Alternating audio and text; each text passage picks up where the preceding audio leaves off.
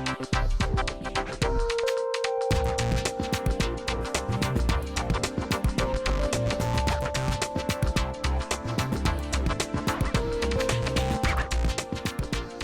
back to Lesson 6 of the Napoleon Hill, the 17 Universal Principles of Success. My name is Phil R. Taylor, your grateful host and moderator. We will be discussing and uncovering in great depth Napoleon Hill's lesson entitled Personal Initiative. Having successfully applied these principles in their own lives, our distinguished guests will be sharing their own diverse stories, insights, as it relates to this powerful lesson on personal initiative. On this transforming program, we have a dynamic trio who really know and understand firsthand the power that comes with activating personal initiative as outlined by Napoleon Hill. So before we go into this program together on the behalf of the Napoleon Hill Foundation, it's our great pleasure and honor of introducing our dynamic panel of guests. And they are Ben Newman, Mark Sanborn, and Dr. Terry Paulson. Ben Newman is a high-performance sales expert, a distinguished author, international speaker, and coach who hails from St. Louis. In the financial service industry, he qualified for the $1 Million Roundtable every year and ranks in the top 1% of wealth management professionals in the world. Additionally, Ben was recognized by St. Louis Magazine as a Wealth Manager of the Year in 2008 and 2009. Ben is a 4-time author, and his latest book, Own Your Success, The Power to Choose Your Greatness and Make Every Day Victorious, is a #1 business bestseller and was ranked #2 in August 2012 by 800 CEO Read for What Corporate America is Reading. Ben states, I have always believed that your success is not just about changing your habits, it's about changing the way you think. The seed for this belief was rooted in my experience to think and grow rich over 10 years ago. Napoleon Hill is always top of mind when Ben thinks about challenging himself to make a bigger difference in the world. And joining Ben is the great Mark Sanborn, who is president of Sanborn and Associates and is an international bestseller, author of 8 books, including the bestseller The Fred Factor, which went on to sell more than 1.6 million copies internationally. He is a noted authority on leadership, team building, customer service, and change. He holds a certified speaking professional designation from the National Speakers Association. He's a member of the Speaker Hall of Fame and past president of the National Speakers Association. Mark was a student of self-help and motivation literature from a young age and discovered Napoleon Hill at the age of 10 and read Think and Grow Rich shortly thereafter. Since that time, I've delved deeper in Napoleon Hill's work and background, he says, and thanks to his good friend, the late and great Charlie Tremendous Jones, he went on to meet Don Green and became acquainted in greater length with the Napoleon Hill Foundation. And thirdly, and certainly not last, is Mr. Optimism himself, Dr. Terry Paulson, who is a Ph.D. psychologist, award-winning professional speaker, columnist, and leading authority on turning positive leadership research into practical insights. He's the author of the popular books, The Optimism Advantage, Leadership Truths, One Story at a Time, and They Shoot Managers, Don't They? His presentations help organizations, leaders, and teams leverage optimism. His respect for Napoleon Hill comes from an appreciation for a man who walked his talk and felt compelled to take a mission of inspiring millions, that they too can be successful in the best and worst of times. The proof of his principles comes in the results readers have achieved. With that same mission, Dr. Paulson brings practical knowledge, enthusiasm, and refreshing, unique approach to every presentation. Business Digest has called him the Will Rogers of management consultants. That sounds like fun is on the way. And fun is on the way. Welcome, gentlemen, to the program on personal initiative. Great to be here. Well, likewise. Thanks for having us. It's a delight to have all of you. This promises to be a truly empowering session together. And so let's just get right into it, shall we? Terry, from your extensive experience and observations in the corporate world, how would you define the term personal initiative? I think you have to go back to Napoleon Hill and his overriding desire to center our lives on a compelling purpose that drives your focus. And there's no question that once you have a focus, that isn't enough. Personal initiative is that visible, translation of attitudes into action. You automatically, when you think of Napoleon Hill and personal initiative, you think of things like do something, make a move, seize the day, go for it. It's that question of how do you translate what you believe and the desires that you have into constructive action that's going to make a difference and produce results. You mentioned Will Rogers. I love one of his sayings, even if you're on the right track, you'll get run over if you just sit there. And I think there's a lot of people sitting there waiting for things to happen. And as Napoleon Hill said, we've got a lot of people looking around to find a go-giver, and they're not go-getters. And I think that's where personal initiative really takes off. Well, at some level, there is no such thing as unpersonal initiative. I mean, initiative is always about what you do, what action you take. And I think that by putting personal in front of initiative, Napoleon Hill was just emphasizing that there's no magic bullet, that there are lots of things you can do to think well and to attract good things into your life through optimism and attitude, but ultimately it's about the actions that you take based on those purposes and values and attitudes that produce results. And I think that's probably the single most perverted aspect of most of the great classic literature in self-help, is this idea that it's all inside your head. It all starts inside your head, but it's got to manifest to your hands or nothing changes. Yeah, I think Terry and Mark are really hammering home some incredible points here, and go back to what Terry mentioned about that compelling purpose that will drive your focus, right? It's grabbing your future, it's bringing it to today, and recognizing that your success is not just about those habits, it's about changing the way that you think. And I think that's what Napoleon Hill really focused on, was helping us embrace different thinking to take that personal initiative. And I love when he says, that personal initiative is really succeeding where others fail. Fabulous. How has personal initiative worked in your own life? Could you draw some of your own experiences to paint how powerful this principle is? Well, I've always believed that there are a lot of things I can't control. I can't control what my competitors charge or what my competitors offer or what my competitors say, but I can always control how hard I work. And if I work a little bit harder than my competitors at some level, that gives me a competitive advantage. And that's, to me, what personal initiative is about. It's about being willing to do what others aren't. There's Peter Vidmar, whom I think we all know, the great Olympic athlete from the men's gymnastic team, gold medalist. Peter points out that everybody who makes it to the Olympics practices 6 or 7 or 8 hours a day. You can't practice twice as much as your competitor, but it's the man or woman who spends the extra 15 minutes on the mat at the end of practice when everybody else is cleaning up and showering and getting ready to go home. But that's the difference between a medal and no medal. One of the things that Mark, in fact, I love your introduction about Mark. 10 years old, he read Think and Grow Rich. That explains why he is probably the youngest member of the National Speakers Association. He's been around for centuries. And it speaks to another thing that Napoleon Hill talked about, which is you don't just have a network. You use it for a purpose. You take the initiative to meet people, to go to the associations, which will allow you to be successful in the areas where you have a focus. And I think that's, again, where you've got to make things happen. I had a client once, and I loved this. She kept talking about, I got to get my head together. Yes, she was from California. And as soon as she kept saying that, I finally said to her, I said, don't go there. I've seen what's in your head. It is not good. You'd be better off with an enemy. I think we have to have people taking the initiative and making sure that once you're out there making moves, you get a chance to get feedback from your world, make the adjustments. When you read about Napoleon Hill, it's a life of struggle. And he said struggle and strength go hand in hand.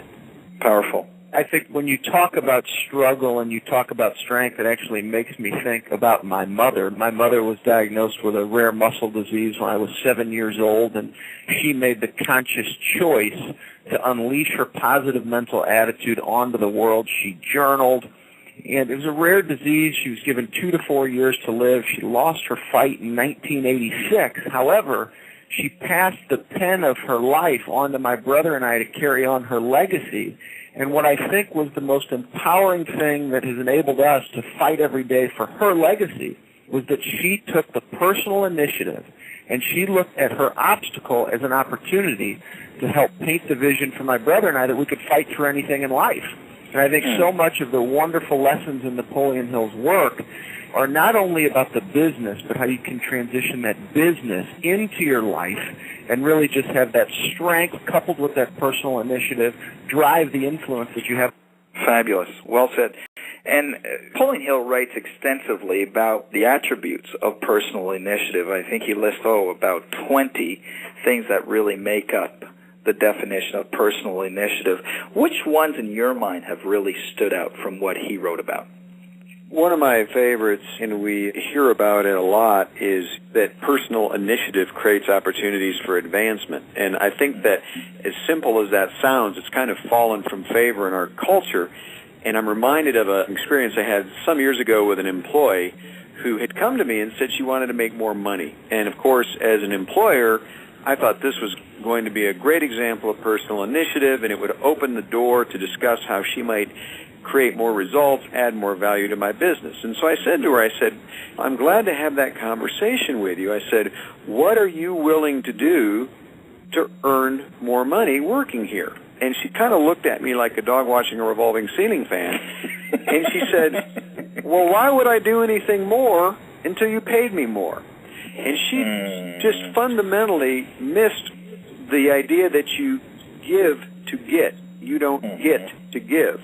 As Terry alluded to earlier, we're looking for someone to incentivize us, and of course that takes the risk out of it, but no employer, I don't think, that's very smart is going to pay people more if they're not willing to produce more. And that's what personal initiative is about in terms of creating advancement. It's when you can go to your boss and say, in the last 3 months, I took on a side project, I did some analysis, and I found 3 ways we can save money on our ordering or procurement or supplies or whatever that might be.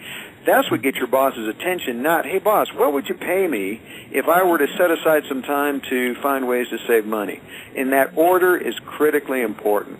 That is a classic example of why many people, when they have job interviews, will ask the question, give me an example of using your initiative in a previous job role. And if you can't answer that question, then I'm thinking you want a job. You don't just want to make a difference. And I think that's something people who are listening to this ought to be answering.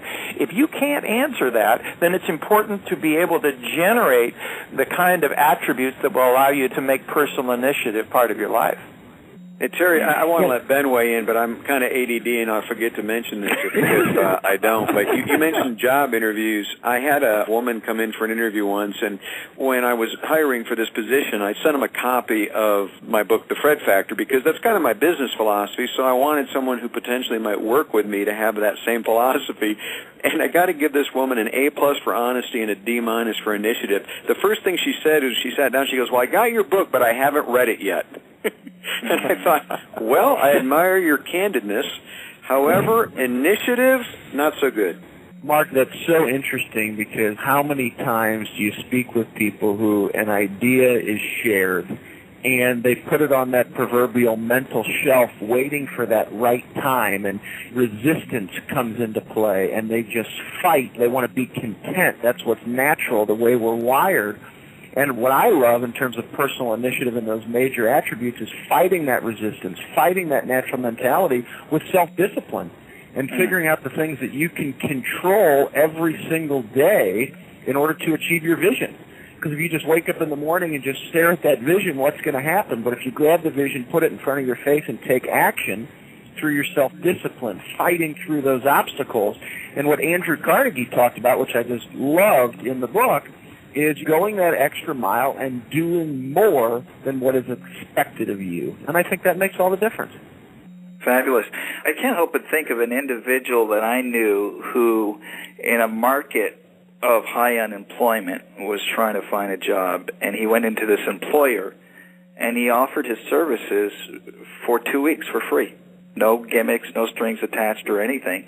And his ability to go the extra mile, differentiate himself from the rest, proved to be a great success because the employer had nothing to lose, everything to gain, and sure enough, he landed a great job as a result of that. So a personal story on personal initiative that ties in with much of what all of you are saying. Do you feel that there are some people that are innately more leadership-oriented than others? Can everybody have personal initiative, and how can they draw personal initiative into their lives? Well, personal initiative, like most things in life, is a choice. I'm always sure there are people who have more predisposition to certain things than others, but I don't really think that just because I'm not predisposed to get out of bed in the morning is not an excuse for not getting out of bed in the morning, you know. And so even though you may not be predisposed to personal initiative, it's about making a decision, taking action. I work out 6 days a week, and one of the great myths that people who I talk to have is that I must really like to work out. No, I don't, actually. Staying in bed is much preferable to getting up and exercising. I don't do it because I like to do it. I do it because I need to do it. And then, of course, the great benefit is once I start working out, 5, 10, 15 minutes into the workout, I'm really glad I got up. But if I waited to feel like I wanted to work out to do it, I'd rarely work out.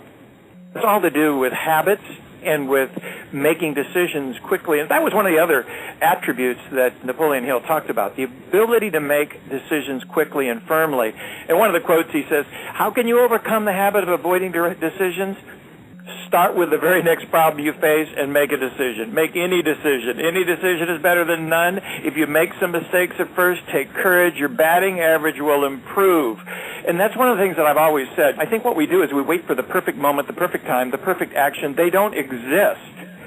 Winners lose more often than losers. They win and lose more often because they stay in the game. And I think what we need our readers to understand is that get on with it. If they take the initiative and they begin to build that habit, just like Mark was talking about with exercise, soon that habit is in the way of avoiding it. I mean, if I avoid my exercise, I feel badly that I avoided it because I've made that part of my life. It's so fascinating when you think about what Mark's saying, it's the choice. Most people think that these are easy choices. People just bounce out of bed, there's no negativity, but it's Mark's choice to fight the negativity. And that's what Napoleon Hill is really talking about, the personal initiative. And then when you follow through, what happens after the workout, the endorphins get released, you feel more confident, you're more energetic. And then you're talking about what Napoleon Hill loved, which was generating enthusiasm and controlling it. Well, Mark now has control because of his workout. That's all personal initiative. And I think each and every person listening to this and taking all this in for themselves and their lives, you have a choice in your workouts, in your diet, in your disciplines through work, and it all comes down to personal choice. And it's all earned. One of the things that I felt so strongly about was when I was writing the Optimism Advantage, people have this view that optimism is a function of some Pollyanna thinking, that everything's wonderful. Research is showing that it comes from a track record of overcoming obstacles. The more obstacles you overcome, the more you believe that you can do it again. And when you add to that the focus that Napoleon Hill talks about, you are really controlling your imagination, you're controlling your focus, you're looking for open doors in areas that matter. And I think that's the key thing that Napoleon Hill kept bringing us back to, and Ben mentioned that. It's focus. Once you have a focus and you apply this and you develop the habits and you take the personal initiative and sustain it, you're going to get results. So far we've got positive mental attitude, going the extra mile, the ability to be creative and differentiate yourself, focus, and self-discipline. That's terrific.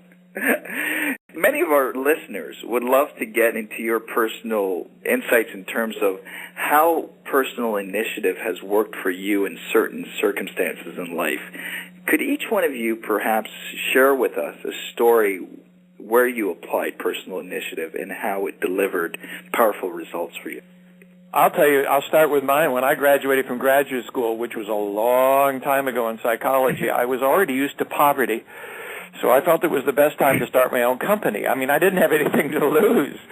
So I made the decision. I had done research in the area of assertiveness training. I had known that I could speak about it because they kept inviting me back to all these conferences.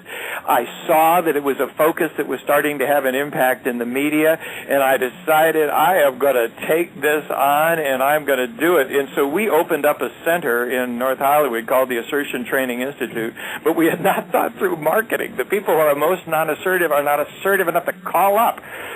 So we had people wandering around our parking lot. So I had to then take the initiative to get out into the community and start speaking.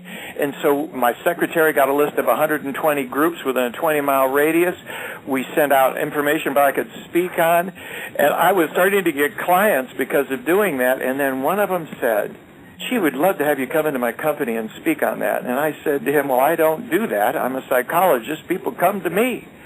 And he said, we'll pay you. And I went, I'm yours, you know. And I think one of the things that happens is when you have a focus you believe in, doors open you don't know will open. And I think that's one of the things, that's that guided imagery and imagination that makes you open for things. And I will tell you, as a result of that, I never planned on being a professional speaker, but I ended up one because I took a risk early, I had a focus, and I took initiative. Excellent. I remember back, it was probably 6 or 7 years ago, and I was giving a talk to a national sales company, and a young gentleman comes up to me at the end of the talk, and he took the initiative to come and speak with me. And I could share so many different stories about things I've done, but this young gentleman just always comes back into my realm. And I think about the fact that he continued in his business several years later. Fast forward, now we're at about 2 years ago, and he was ready to quit his business. He was ready to just walk away. And I remember he called me and he said, I have this contest coming up, and if I could sell just $10,000 of product, I think I can stay in the business. And I thought, okay, how can I help this young gentleman? And one of the things I shared with him, which is actually told through one of the characters in the fable that we just released in August, Own Your Success, is this concept of your prize fighter day. Figuring out 3 things you can do every day that are within your control so that you can win, but things that are activity-based, focusing on the activities. And keep in mind that it's not about the title of it. I like the boxing analogy. You could call it the Mark Sanborn, ooh, baby, day of greatness. It doesn't matter. What matters is that this young gentleman picked the context that mattered for him. He focused on the activities. Not only did he win this contest, he stayed in his business. Not only did he become the best salesman in the city, not in the state, not in the region. This young gentleman is now the #1 salesperson in the entire country for his sales force. But it was his personal initiative. It was him focusing on those activities, which were his choice, the things he could control, rather than obsessing over the results. And when we, and I'm sure Mark and Phil and Dr. Paulson, you'd say the same thing. When we have that opportunity to share something that makes a difference and somebody takes action, boy, we are making Napoleon Hill proud, because it's all about the service of others.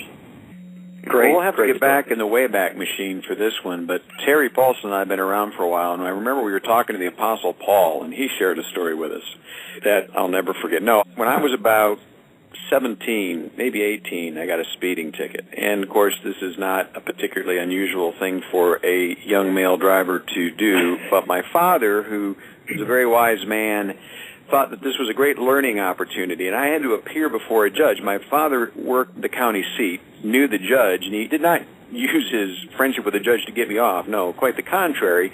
He arranged for the judge and I to sit down and for me to extract something from getting a speeding ticket. And the judge talked about importance of safe driving and why speeding was a bad idea. But then he spent about half an hour with my dad and I just basically sharing his insights about what he'd observed and made young people successful. And it's weird because, I mean, I don't remember where I had lunch yesterday, but I can remember this almost 40 years ago, right?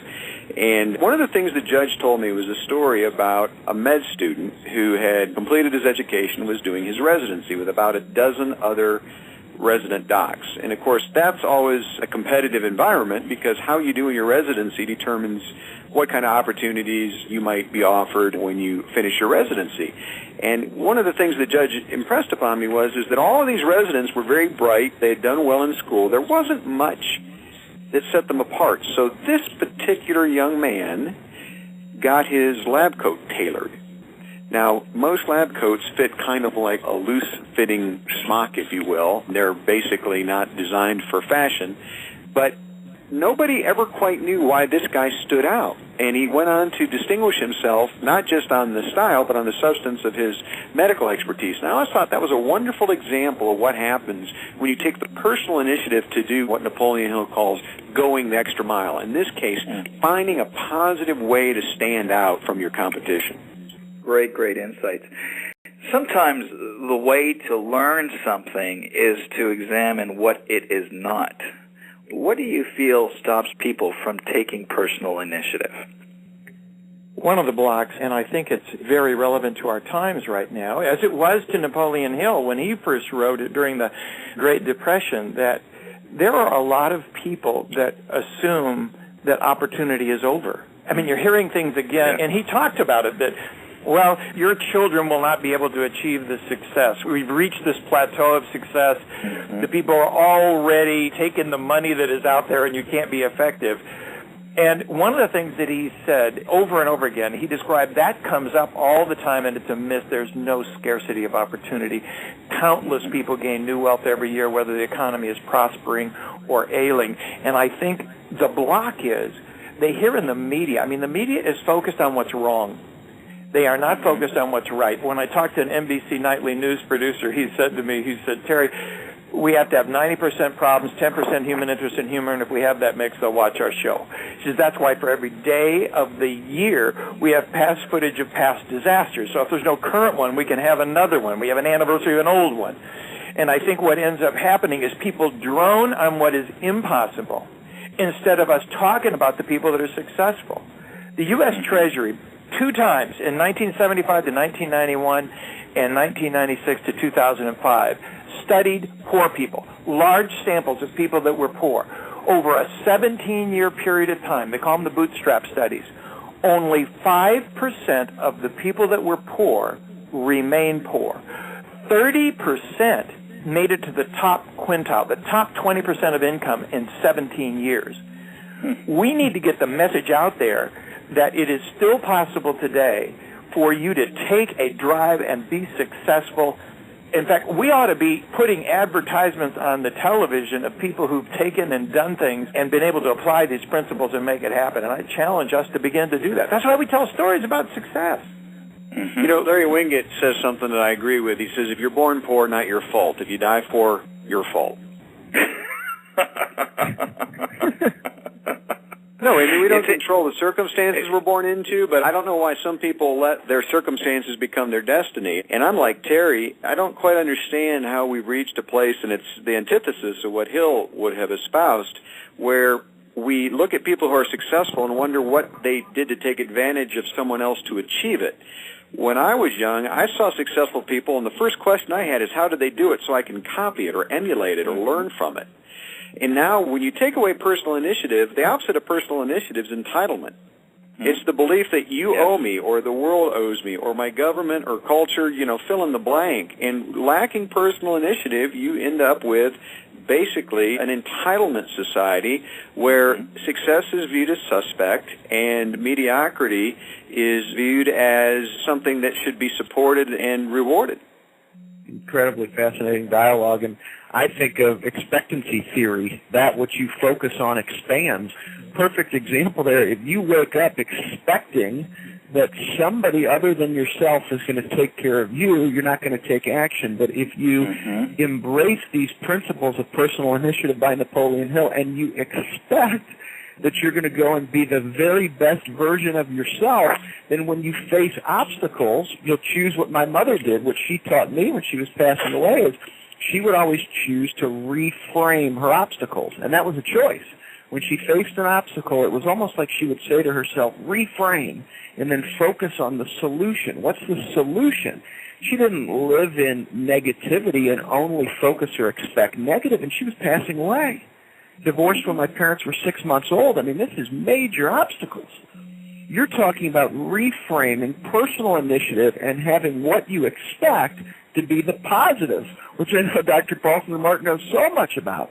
Right? Focus on the positive, expect the positive, and that personal initiative, you'll take off and just make a big difference on the world. I think the other thing that psychologists have studied over the years, people who have had tragedy, like loss of a mother or difficult times early in life, and you expect that their life would be marked forever. And on the contrary, when people learn early that they have to overcome difficult times, they realize something about life. Life is difficult. And every step you take, every opportunity you have just gains that confidence. I think one of the problems we have in our society today, we have too many people who have had an easy life. And they didn't even have to be good to be successful. Now you have to earn it. And I think one of the things that I love about Napoleon Hill, he is focused on the activities and the attitudes and the actions and personal initiative, so you earn it. Viktor Frankl, who survived the concentration camp, came over to the United States. He was a former psychoanalyst. And when he came here, he saw the Statue of Liberty, and he said, you know, we have a Statue of Liberty on the East Coast. We need a Statue of Responsibility on the West Coast. Now, I don't think anybody in California would build that, but outside of that, I think it is critical that we as a country and as people take responsibility for our own future. And when you do that, you gain the confidence to make it happen. And here's something I think, and it may come up later, but in case it doesn't, we can teach to a degree. We can teach this to our kids. You know, I've got a 12 and a 15-year-old, so I'm in the midst of trying to teach the right life skills and attitudes. And one of the things that our culture has done is the pendulum has swung from not recognizing effort and achievement to recognizing anything that moves. It's the old concept of everybody gets a trophy. And when I sit through awards programs where all you had to do is show up part of the time to get a trophy or a medal or some kind of recognition, it undermines the hard work of the kids that really did above average through personal initiative. And I told my boys this. I said, you'll never get in trouble for any grade you bring home as long as you did your best in that course. If you did your best and it's a C, God bless you. However, you got a C because you were messing around instead of paying attention, we got a problem. Because what I wanted to teach, that's the personal initiative part. You can't control your innate IQ, at least your intelligence quotient as determined by the Sanford-Binet test. But you can control how you apply yourself, and as we all know, a lot of the greatest students weren't the highest IQ students, they were the hardest working students. And it's interesting, too, and Terry, you alluded to that, how success is born out of adversity, and that when people inherit wealth or receive something that's too easy, often it breeds almost a sense of laziness, the very opposite of what personal initiative is. And, Napoleon Hill said, I remember he said, if you get your wealth out of luck, you are more likely to lose it out of luck. You know, I mean, it isn't just taking initiative, it's sustaining that action, making every day something that you make that a habit for your life. I love John Wooden's great line. He got it from his father, who would say to him, make each day your masterpiece. And I think when there is a quality, I can't control what life gives me or what I've been given in life, but how I use it every single day, that's my responsibility. And I keep coming back to Napoleon Hill, which I respect most about him. He said, control the focus. Control the focus of your imagination and your dreams, because when you do that, you are more likely to get results where it matters to you. There are so many distractions in today's world, but if you are taking initiative where it counts most for your goals and your dreams, it's amazing what can be accomplished. Somebody also said, live each day as if it were your last, and one day you'll be right. Amen. Yeah, that is true. And as you were speaking about personal initiative, I think one of the great examples is when Napoleon Hill was sitting in front of Andrew Carnegie, who offered him this great mission to interview the world's greatest leaders and minds and achievers. And here was the wealthiest man extending an offer to Napoleon Hill, and Napoleon Hill at that time had almost hardly 2 nickels to rub together. You know? And Andrew Carnegie says, listen, I'll give you this, but here's the thing. I'll introduce you, but I'm not going to pay you. You're going to have to figure that out yourself. And here we're talking about Napoleon Hill. What he did there, Phil, was he chose to take action, right? Yeah. And I think that's what so much of this dialogue has been about, is the personal choice to take action in the midst of adversity, in the midst of opportunity. It's your choice to take action for yourself and your beliefs and the vision and the legacy that you desire. Absolutely. And as you're speaking also, the great novel Atlas Shrugged comes to mind, Ayn Rand. And it seems that the more that government gives out, facilitates a life of ease, the more it kills the American dream in the hearts and minds of individuals. Would that be a fair assessment? I think it would. I think at the same time, one of the tragic lack of perspectives that is in Atlas Shrugged is almost a condescending attitude towards faith. You know, I heard Mark make the comment about Paul. When you look at the Bible, I was just thinking about that today as we were approaching this. When you look at the responsibility to take initiative, I didn't count this, but I looked it up. There are 1,514 times in the Bible where it says go. 233 times in the New Testament, 54 in Matthew alone. And what that says to me, in fact, the last words recorded about Jesus, what he said was, therefore go and make disciples. And I think the challenge was, St. Ignatius said, pray as though it depends upon God, act as though it depends upon you. And I think there is a compelling focus on faith that a lot of people lose sight of in Napoleon Hill, because he was very comfortable with the fact, in fact, he said, the more you act on faith, the more your mind will open to its power. One of the issues that I had with Atlas Shrugged, so true on what we're doing to people who've earned success. We're taking advantage of them. But what ends up happening is it takes personal responsibility, people of faith, people of vision, and an ability to use a community of others that allow us to be successful. So I think there's more open for a variety of strength components when you talk about Napoleon Hill. And I think that's important to get across to today's listener. When you talk about that power of faith, Napoleon Hill talks about the capacity for applied faith, and then after that he talks about the habit of following through. So it's back to what we talked about earlier, which is that daily action, being faithful every day, following through on that habit and that belief and that faith and that vision that you have for yourself. It's not a one-day thing. It's not an occasional thing. It's every day. It has to be habitual. Just listening to my colleagues pontificate these great thoughts, I think that we also have to remember that Napoleon Hill, not just in the area of personal initiative, but in his overall philosophy, was always as much about what you learned as what you earned. And I think today people spend too much time focused on what they're earning and not on what they're learning. If you focus only on what you're earning, you may never earn any more. If you focus on what you're learning and you apply it through personal initiative, you will almost inevitably earn more.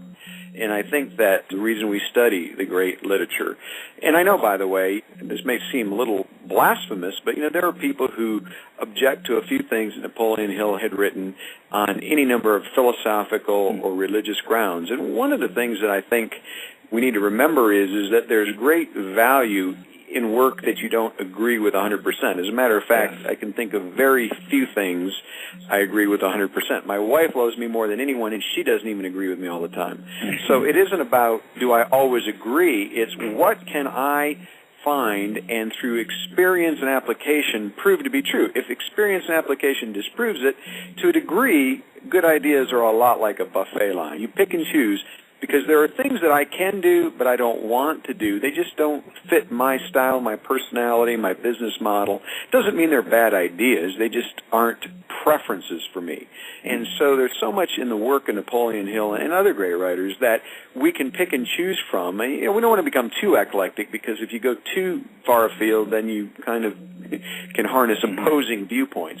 But I guess the long and short of it is if you don't agree with every single sentence Napoleon Hill wrote, don't throw the baby out with the bathwater. Well said. That's a great point. Well said. Yeah, that's terrific. So we've examined a little bit of the other side of what stops people from taking personal initiative. What advice would you give somebody who's saying, I just have so much trouble getting up and taking that initiative? What kind of advice can you offer them? I'm reminded of a guy that I knew years ago who was one of the great students of success, and he would listen to tapes and read books all day long, but never go out and look for a job. I worked with a client recently, flew in, and it was his second session. I advised leaders, and one of the first things I ask at the second session is, what did you get the greatest value out of from the first session?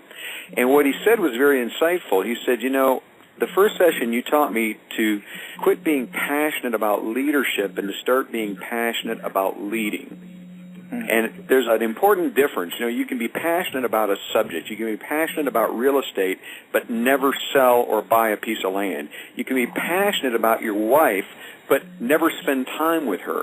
It's about what we do that proves our true passions. And this particular leader was a great student of leadership, but he had, by his own admission, kind of found himself in a space where he was far more passionate about the intellectual than the actual. He was a good student, but he needed to improve as a practitioner. I think we all know situations of people who are always forever learning but not doing, right? And the great aim of education is not knowledge, as Herbert Spencer said, but action. I think a lot of times in order to take action, it's that courage piece. I think of most recently, we had a neighbor of ours about 3 doors down, and this neighbor, they would always park this minivan out in front of our house, so we could never understand. I mean, they're 3 doors down. Why are you parking this in front of our house? I'm talking 365 days a year.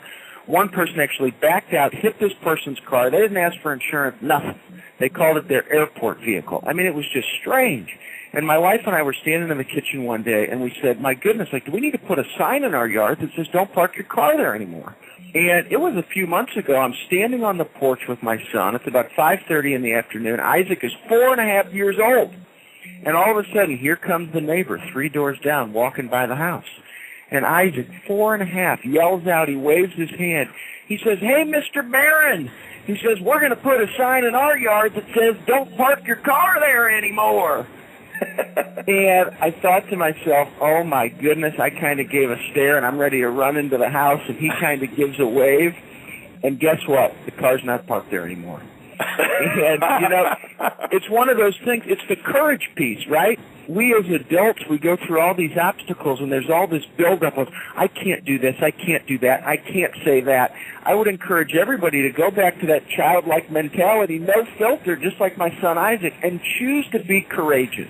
Because when you choose to be courageous, I think you'll have stronger relationships, and it'll cause you to want to take action in your life. Excellent.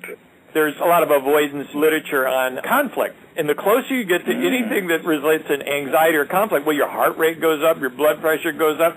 So then our mind gets busy avoiding the pain. Then when we avoid the pain and we get back to our office and we think about it, we feel guilty about the fact that we're not making progress. And we go from this guilt to anxiety, guilt to anxiety. I always say to people, if after 3 days you haven't found the right time, invest 15 minutes in getting started. I think we make progress too big of a thing. We make it feel like I've got to get closure. I've got to finish this thing. I've actually had people take a timer and say, I want you to set it for 15 minutes, get busy working 15 minutes on your first step to make this happen. And when the timer goes off, stop. And they say, stop? I says, yeah, you want to stop ahead, not after you're tired of it. And the interesting thing is once you come to that 15 minutes, if that thing goes off and you stop when you're ahead, you want to get back to it. And I think one of the things that happens is you create a track record by starting to invest little bits of time. And I think Napoleon Hill talked about small little victories, small little steps along the way to make this part of your life. Initiative isn't one huge, one big choice. It's a lot of little choices and progress along the way. How important is really being centered on your purpose or your definite chief aim to the whole ability to activate personal initiative in your life? That's kind of an interesting potential sticking point because I've had more than one person come to me and say, I just really don't know what my chief purpose is. I've been thinking and working on it. And I always offer an alternative to people who haven't yet arrived because I don't think you can just Terry's technique is a terrific technique, except probably in 15 minutes you're not going to develop your life's purpose, and if you do, it's going to be pretty shallow. So what I tell people is, if you're in the process of understanding your purpose, but you don't know what it is, in the interim, just do things purposefully. And the difference is your life purpose is overarching. You know, it's what you are about at your core. It's your most compelling, most important reason for being. However, everything we do can have, if you will, a mini purpose or a micro purpose. And sometimes when you are with your kids at dinner, it's about being not distracted. It's about turning off the TV in the background, not answering the phone, not checking your email. And so at a practical level, you may not have this overriding life purpose, but you can still choose to do things purposefully. And I think that that creates this kind of cumulative life of purpose. And I don't believe I've ever read where Napoleon Hill kind of broke it down past that core purpose, but I think that people sometimes get stuck and think, well, since I don't have a core purpose, I can't do any of the rest of this. You know, one of the things that I've said, and I agree with Mark on this, that there's a temptation to want to make life like a movie. There is an inciting incident, and you end up struggling to get to this one life, and then the movie's over. I always say to people, life is more like a soap opera. We have stages in your life. I mean, if the evidence is accurate that people are going to have up to 6 to 7 careers in their lifetime, not just one career, then we want to let people know it's that purposeful action. What's your goal right now? And open doors will open that many times will end up changing. I mean, I didn't plan on becoming a professional speaker. A door opened, and I actually resisted it until I found out that, wow, I love this. And I think the heart sings when you find the right purpose, but you sometimes don't find it thinking about it. You find that out in life as you move. Well, speaking a little bit to what both of you have spoken, it really comes down to attitude and perspective, doesn't it? I know that many of us who come on this show are people of faith, but I think of a verse in the Bible that says, whatsoever you do, do it heartily as unto the Lord and not as unto man. So when your purpose is serving God or a higher power, that creates a sense of initiative, doesn't it? Well, I think it does, but it also requires an openness to the fact of the humility with which you approach your life. It lets me know that occasionally my purpose may not be God's, and in that sense, it requires an openness to direction and opportunities.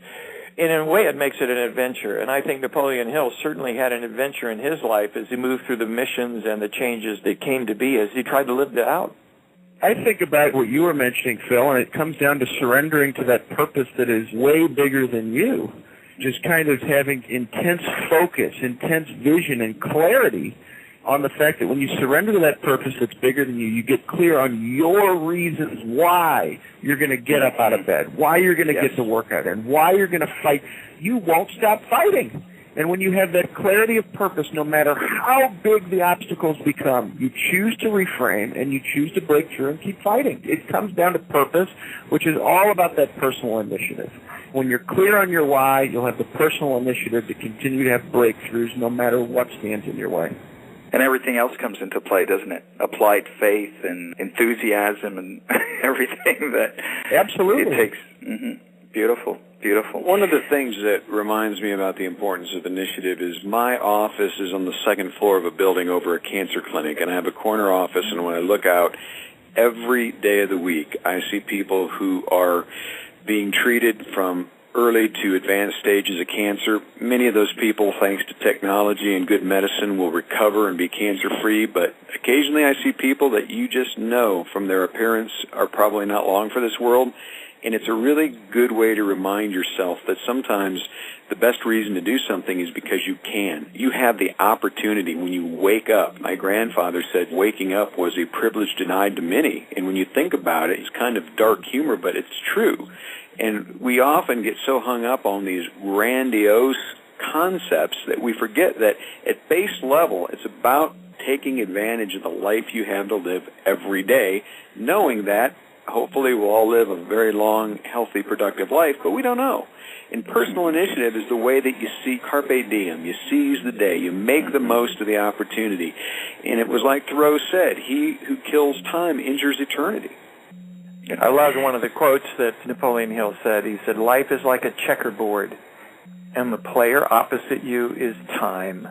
If you hesitate before moving or neglect to move promptly, your men will be wiped off the board by time. You're playing against a partner who will not tolerate indecision. And I think that decision, as Mark said, comes to us every day. And I think that's what we're challenging. In fact, if our listeners spend too much time listening to us, it could stop them from taking advantage of that day. So I hope they go out of this, and this compels them to realize today's important and to make some progress towards something that's meaningful for them. Just going to say real briefly that when you capture onto that meaning, the key word there was the meaning for them. And when you connect to the fact that you're writing the story of your life, it's your legacy, it can be a lot of fun, you know, as you start to figure out the ways you can make a difference in other people's lives and the fact that you can be significant as you write that story. Beautiful. I think it was Oliver Wendell Holmes said, one of the greatest tragedies in America is not the waste of our natural resources, although that is a great tragedy, but that of our human resources, where most men and women go to their graves still with the music in them. And I think it really encompasses everything that you said, is realize the fragility and the preciousness and the privilege of living and the potential that God has given each one of us to express our gifts. And that alone, I would think, ought to instigate a sense of motivation and personal initiative from what I'm gathering from what you have all shared today. Could you believe our time together is winding down? It's been a lot of fun, hasn't it? It goes fast. Time flies when you're sharing ideas. It's been a great deal of fun. It's great. But in winding down, can you share with us if there was one takeaway that was spoken today or that you would like to add to our listeners with regards to personal initiative? What would that be? And perhaps, Ben, we can start with you. I would say we talk so much about your choices in your life, and I think about Napoleon Hill, I think about everything Mark shared, I think about everything that Terry shared, and I think about the greatest life lesson I learned from my mom, which is it's not how long you live, it's how you choose to live your life. And I would say embrace your opportunity every day, make great choices, and take that personal initiative for you in your life. Beautiful. And Ben, just as we're signing off, where can people learn more about your products, your services, and what you offer the world through your specialized knowledge? They can learn more about our team and the fun we're having all over the world at bennewman.net. And we welcome new friends all the time and look forward to the opportunity to serve you. Beautiful. Thank you so much, Ben. And Terry, perhaps we can turn to you, and in concluding, perhaps you could share with our listeners where we can learn more about your services as well. They can go to terrypaulson.com and find out more about me and the various different resources we have there. I think one final thought, I've loved the content that has been shared on this, and I'm looking forward to the end result of it. But I was reminded of listening to a radio interview of Wayne Gretzky, the great hockey player, who gave credit to an early coach of his who was frustrated with his lack of scoring. And I knew it had to be a good quote when he said he was frustrated with lack of scoring when he's the National Hockey League's top scorer. And he said after a game they should have won, the coach pulled him aside. He said, "You outskated everybody else out there on the ice, but you did not take a single shot on net. Miss some tomorrow night." I hope that people realize that if you're not missing a few, if you're not taking the initiative and risking doing that and trusting that, as Ben said, it's going to be fun because you're inventing your life. I mean, that's really what we're talking about here.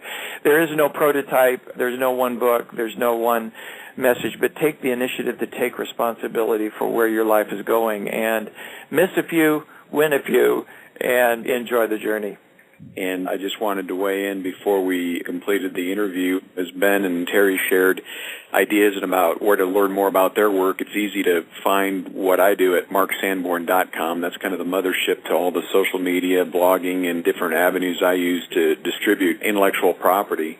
But I would encourage everyone who has made it to the end of this conversation, this sharing of ideas, to simply live boldly. And like everything we talked about, it's choice. It's never easy. It's not difficult to understand the concept, but it is challenging to apply it. So live a little more boldly. Whenever you have a choice, err to the side of taking a reasonable risk. And I think if you do that, you'll find that your life will progress forward on the basis of what Napoleon Hill classically called personal initiative. Beautifully said and summarized by each one of you. Well, Ben, Terry, Mark, thank you so much for imparting your specialized knowledge and insights to this tremendous Napoleon Hill audio program. And I think Nike said it really well when they state, just do it. It kind of wraps it up, doesn't it? And we've done it. That's great.